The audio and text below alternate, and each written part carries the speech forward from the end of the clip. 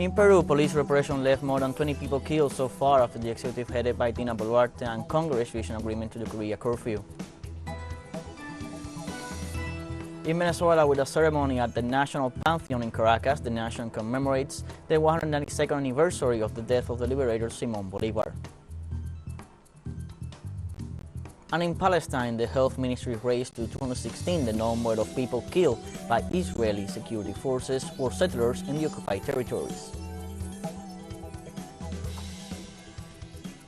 Hello, welcome to From the South. I'm Luis Alberto Matos from the TeleSUR studios in Havana, Cuba. We begin with the news.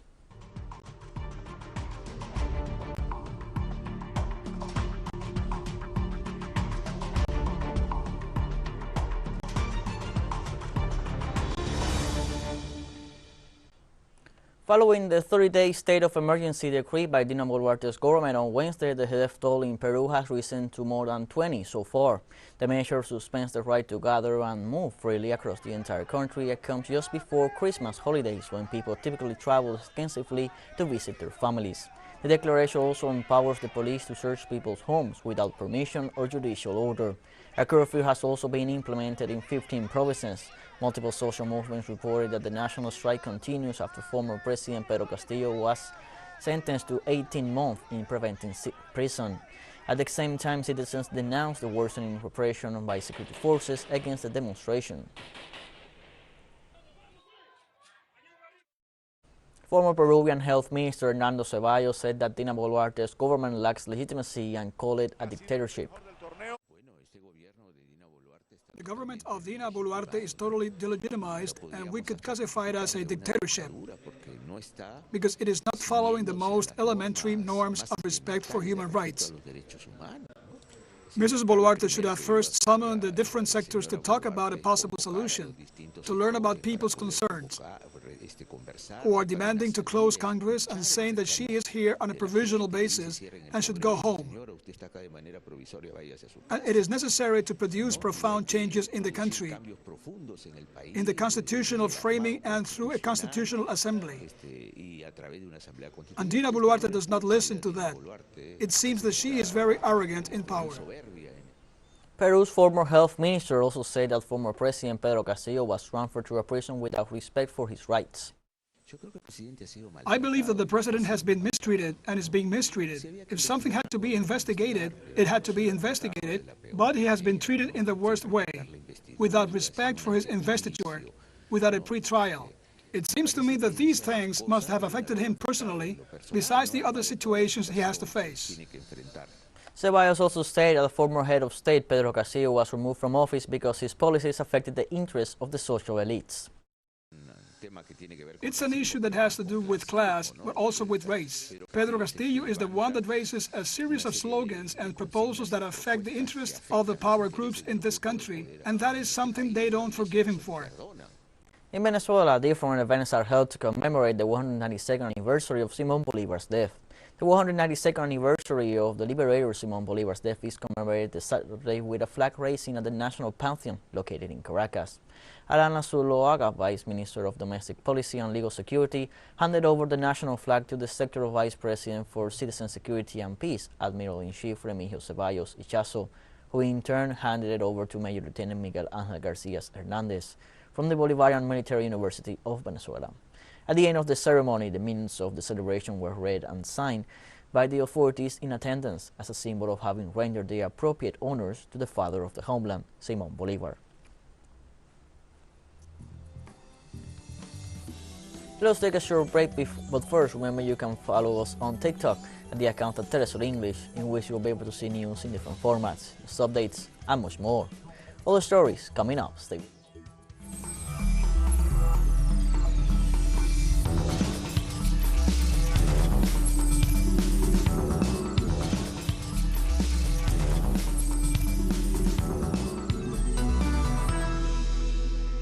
Welcome back to From the South.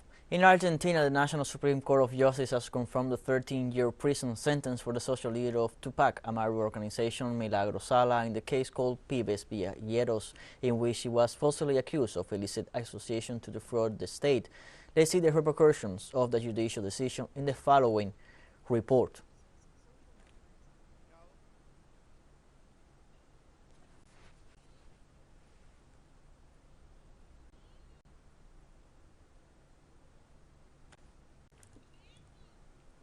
One of the victims of lawfare in our country, because today justice is nothing but the instrument the U.S. Embassy is using to implement its political projects.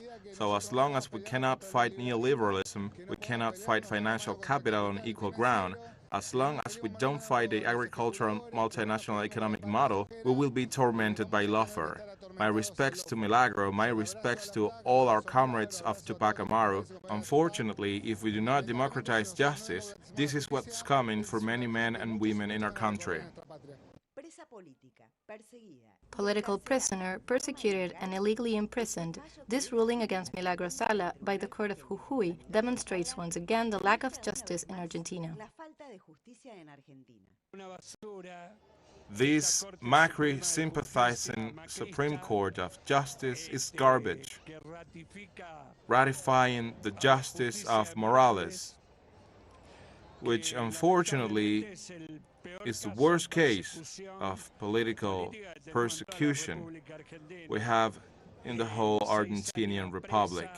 6 years in prison, no charges, only lies, falsely accused by powers that are absolutely bent to Governor Morales, and today ratified by this Macri-sympathizing Supreme Court. The parastatal power, made up of big media, judges, prosecutors, former intelligence agents, also defines the lives of all Argentinians. 45 years ago, they perpetrated the Condor Plan. They murdered 600,000 Latin Americans. 45 years later, instead of using the military, they're using judges and with the same economic objectives of domination and persecution. Before, they used to cut off lives. Now they cut off people's freedom.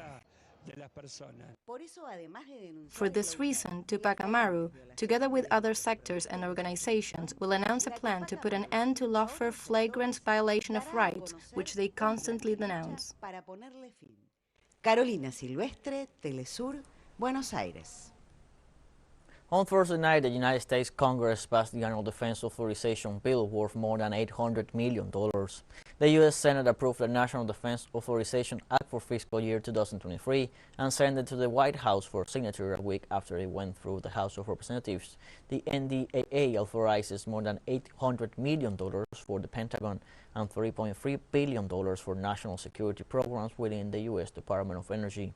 The legislation also increased the top-line authorization level by $45 billion above President Joe Biden's budget request to address the effects of inflation.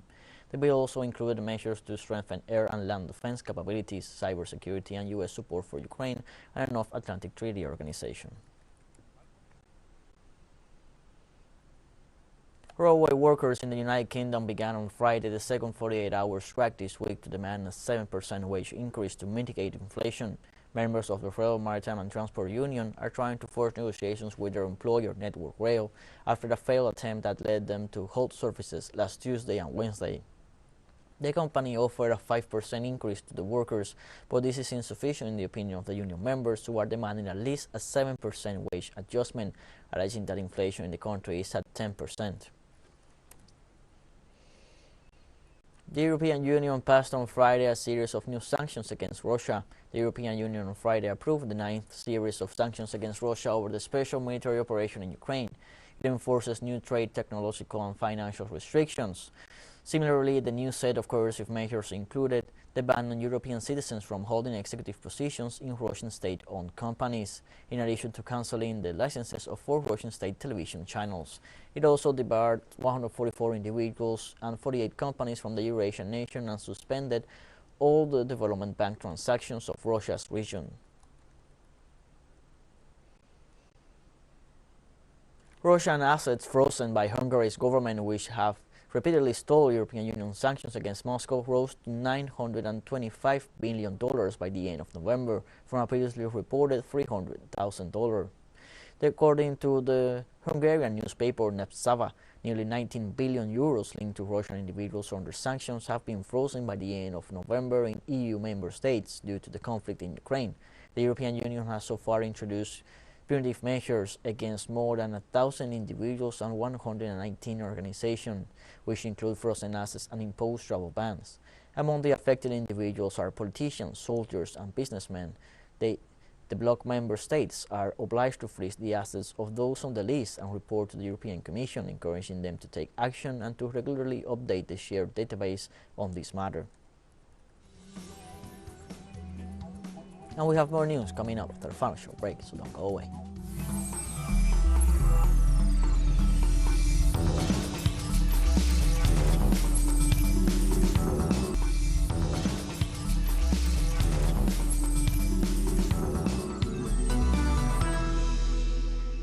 Welcome back from the south. The Palestinian Health Ministry raised to 216 the number of people killed this year by Israeli security forces or settlers in the West Bank and Gaza Strip. On its part, the latest report of the United Nations Office for the Coordination of Humanitarian Affairs confirmed that Israeli troops killed 175 Palestinians and wounded more than 9,700, mainly during the month of August. The UN office said that during this year, Israeli forces demolished more than 800 Palestinian structures, causing the displacement of some 980 people. OSHA said 2020 was the year with the most murders of Palestinians in the West Bank since the United Nations began keeping records in 2005.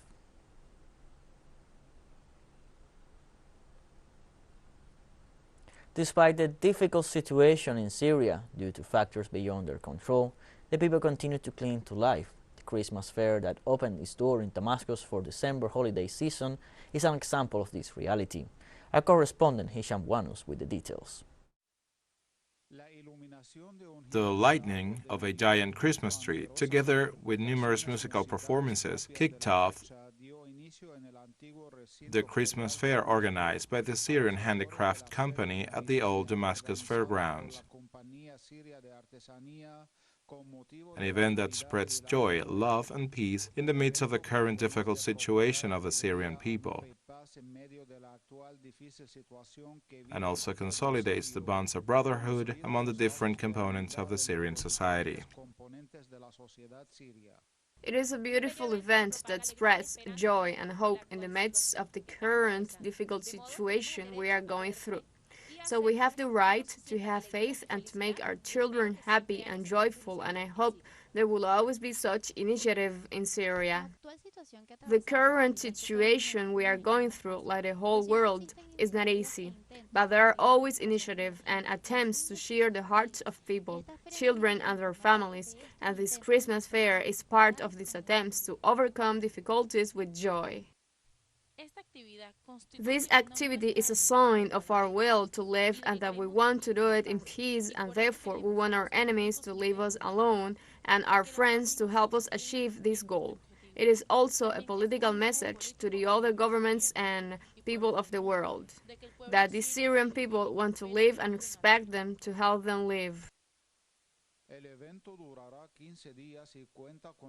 This event will last 15 days and involves 70 artisans and producers from several Syrian governorships, who exhibit their handicraft creations, food and clothing, among others, in wooden huts. According to both artisans and visitors of the fair, this is an important opportunity to present, promote and market natural products at very economic prices.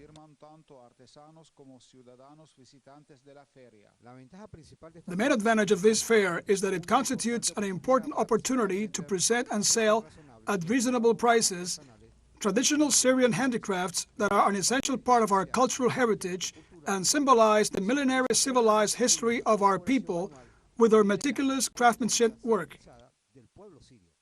I will destine my profits to help sick people, so that with this income they can buy the medicines they need in their treatments, and this is why I am participating in the Christmas fair.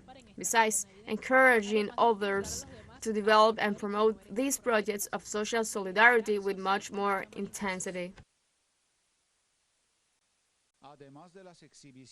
In addition to exhibits of handicraft products, there will also be artistic activities, musical performances, parties for children and adults, as well as raffles to distribute Christmas gifts. It is a space for joy that generates hope and faith in the fact that the crisis that has plagued Syria for more than 11 years will finally come to an end. Hisham Wanus, TeleSUR, Damascus, Syria. And as the hearts of millions of fans live the emotion of the Qatar 2022 World Cup as it comes to an end, TeleSUR joins this sporting event right from the field, a show that brings news, analysis, reviews, and more to the audience. Don't miss our shares at 1 p.m. local time in Caracas and 12 p.m. New York. Remember, from the field, only on TeleSUR. We have come to the end of this news briefing. You can find these and many other stories on our website, telesurenglish.net. You can also join us on social media, Facebook, Twitter, Instagram, Telegram, and TikTok. For TeleSUR English, I'm Luis Alberto Matos. Thank you for watching.